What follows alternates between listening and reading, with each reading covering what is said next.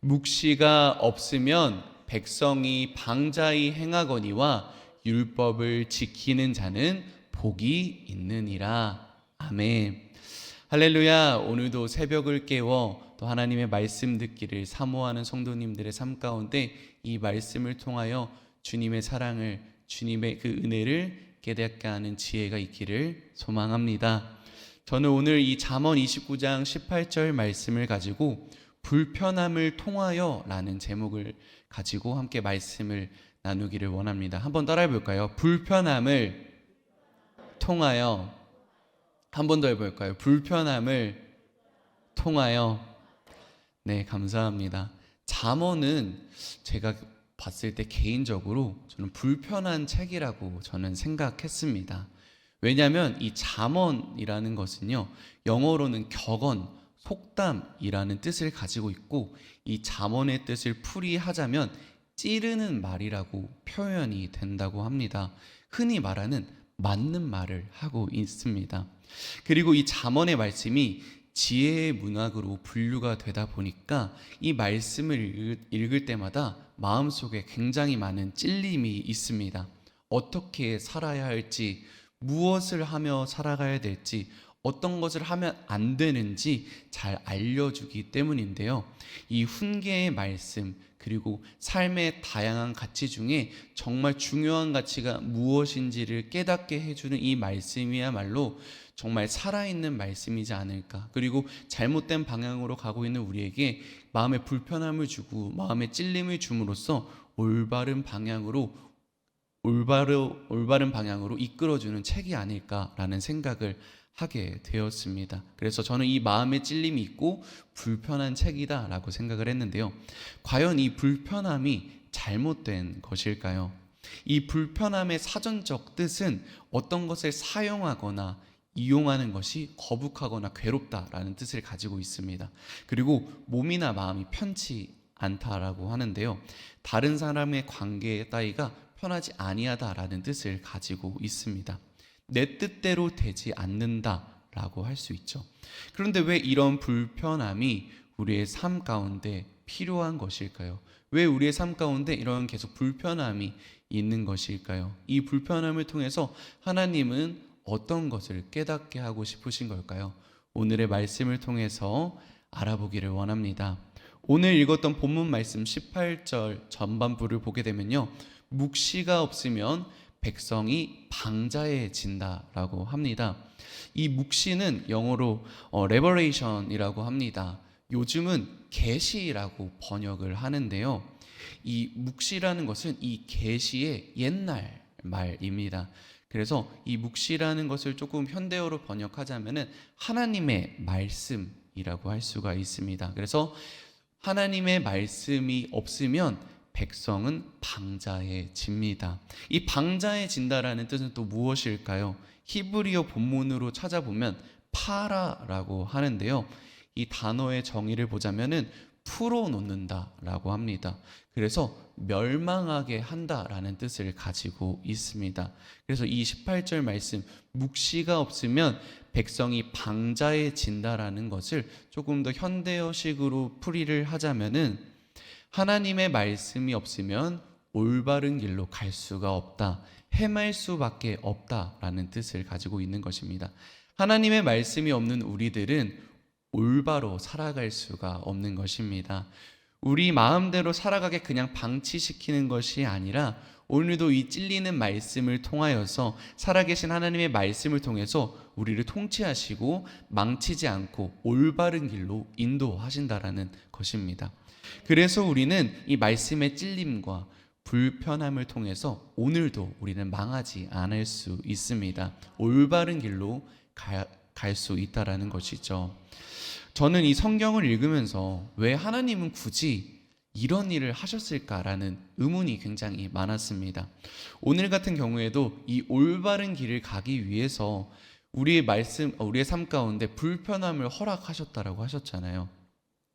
그때 떠오르는 것이 하나가 있었는데 그것이 바로 선악과였습니다. 하나님께서 에덴 동산을 창조하시고 그 에덴 동산 중앙에 선악과를 만드셨습니다. 그리고 나서 아담과 하와를 창조를 하셨는데요. 저는 왜 굳이 아담과 하와를 선악과 없는 그런 에덴 동산에 창조하셨으면은 굳이 그렇게 어려운 길을 택하지 않았을 텐데 라는 생각을 하게 되었습니다. 그래서 성경을 읽으면서 또한 공부를 하면서 성경의 지식이 쌓이다 보니까 이것을 깨닫게 되었는데요. 왜 하나님께서 에덴 동산에다가 선악과를 두었는지 깨닫게 되었습니다.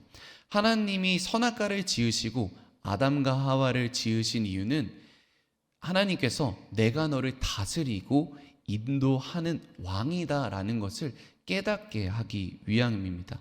너는 나의 피조물이야 라는 것을 깨닫기 위함입니다.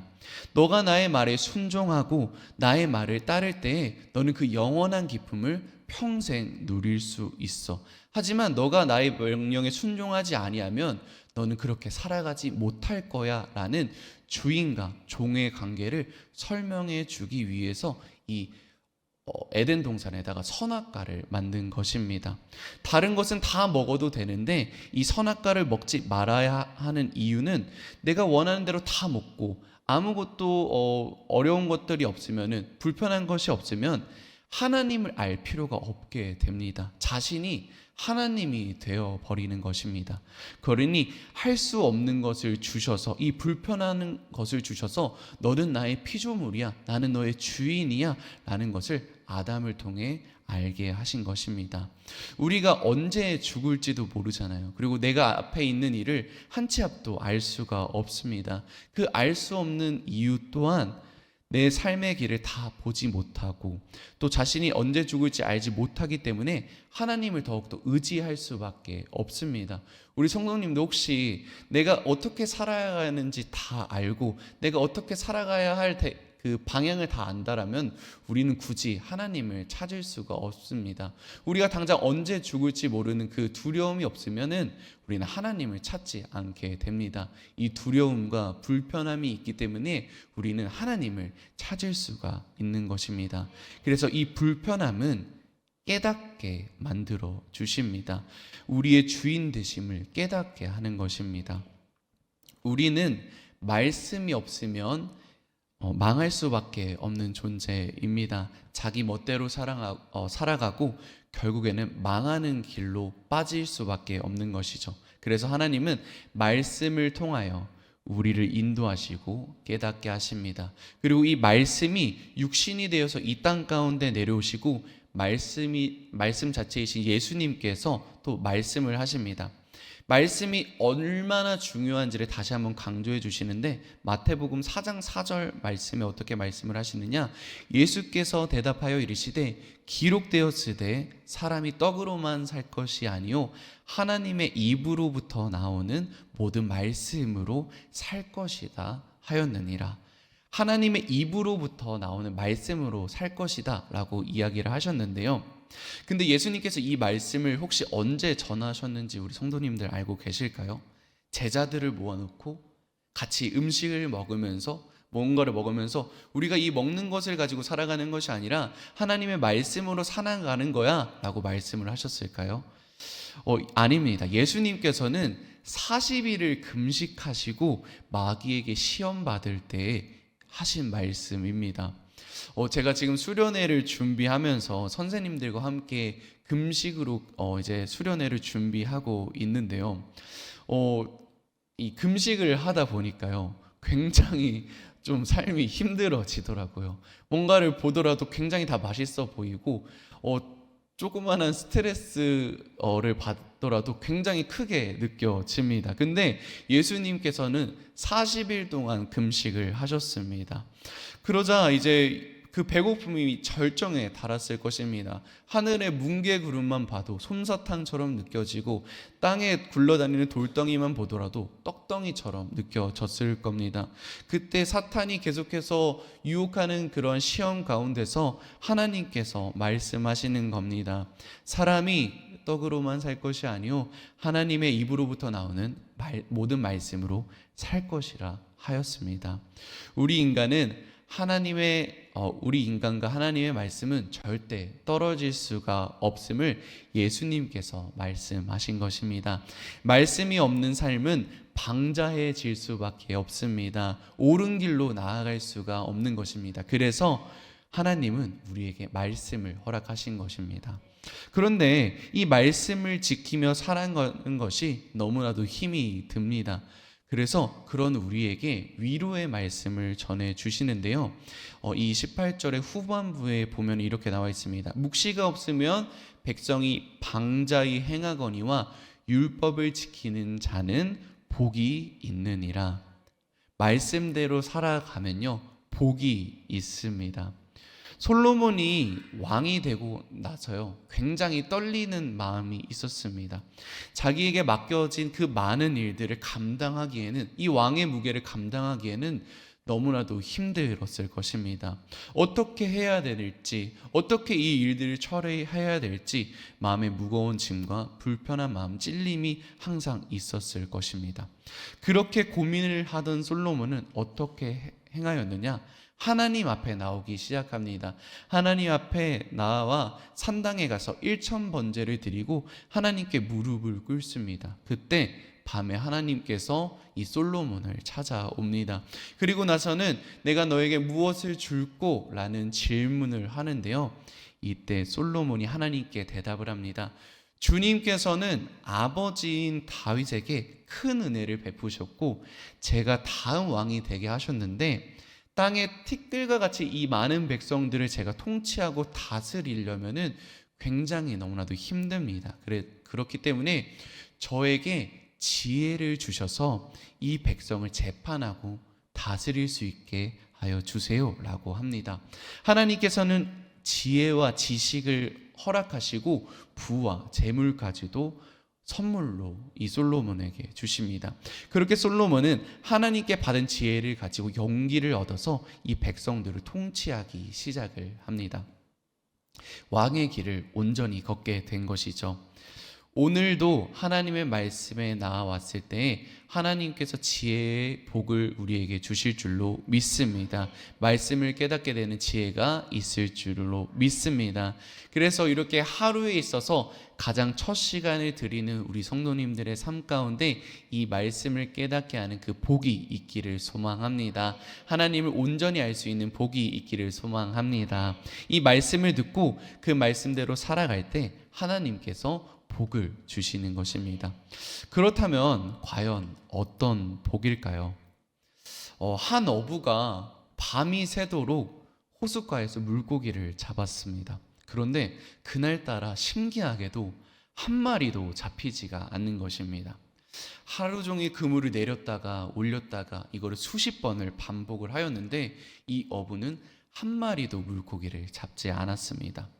이 어부가 이 물고기를 잡지 못할 정도면 그 날은 굉장히 이상한 날일 것입니다. 세상이 다 나를 못 살게 구는구나 라고 신세 한탄을 하였을 것입니다. 그렇게 밤새도록 물고기를 잡으려고 노력을 하였지만 물고기가 잡히지 않자 이 배를 땅에다가 댑니다. 그리고 나서는 그물을 싣고 정리하기 시작을 합니다. 그런데 갑자기 한 사람이 배 위에 올라탑니다. 그리고는 그 배는 그 아까 하루 종일 허탕을 친 어부의 배였습니다. 그 배에 올라탄 한 사람이 그 사람을 따르는 무리들에게 이런저런 말씀을 전하시더니 이 그물을 선질하고 있던 이 어부에게도 말씀하십니다. 깊은 데에 가서 그물을 던져라. 그리고 고기를 잡으라. 방금까지 뭐를 하고 있었을까요? 허탕을 치고 낭망하는 마음으로 이 내일의 일을 위해서 그물을 정리하고 있었습니다. 이 그물을 정리해야만 내일의 일을 할 수 있기 때문입니다.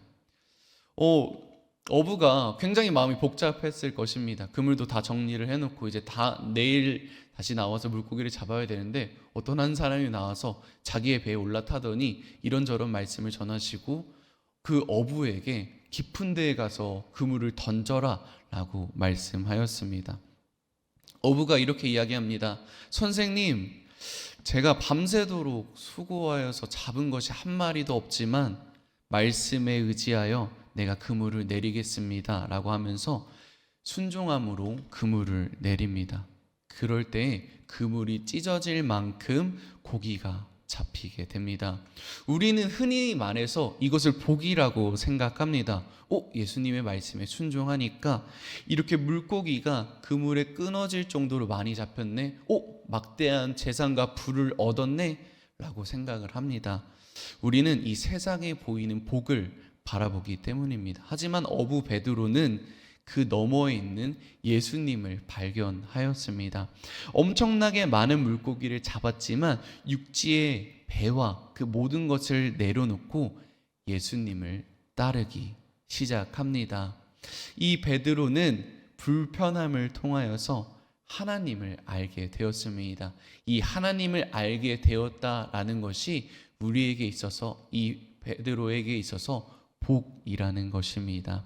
이 복을 알았기 때문에 베드로가 자신이 가지고 있는 모든 것을 내려놓고 예수님을 쫓아갈 수 있었던 것입니다. 오늘 말씀을 듣는 성도님들은 이미 하나님의 복을 받은 줄로 믿습니다. 예수님을 쫓아 사는 삶이 바로 복받은 삶인 것입니다. 말씀의 결론입니다. 주차장을 소유하고 있던 한 건물주가 있었습니다. 평일에는 이 주차장을 통해서 돈을 벌었고요. 주말에는 이 주차장을 사용하지 않다 보니까 주변에 있는 교회에게 이 주차장을 무료로 개방을 하였습니다. 그런데 희한하게도 52주를 다 빌려주면 좋은데 딱 한 주만 빼놓고 51주만 빌려주는 것이었습니다. 한 주만 딱 안 빌려주는 것입니다. 그러니까 그 교회를 다니는 성도들이 평소에는 굉장히 편하게 이 주차장에 주차를 하다가 딱 한 주만 이 주차장에 주차를 하지 못하고 다른 멀리에다가 주차를 해야 되니까 불만이 굉장히 많아지기 시작하였습니다.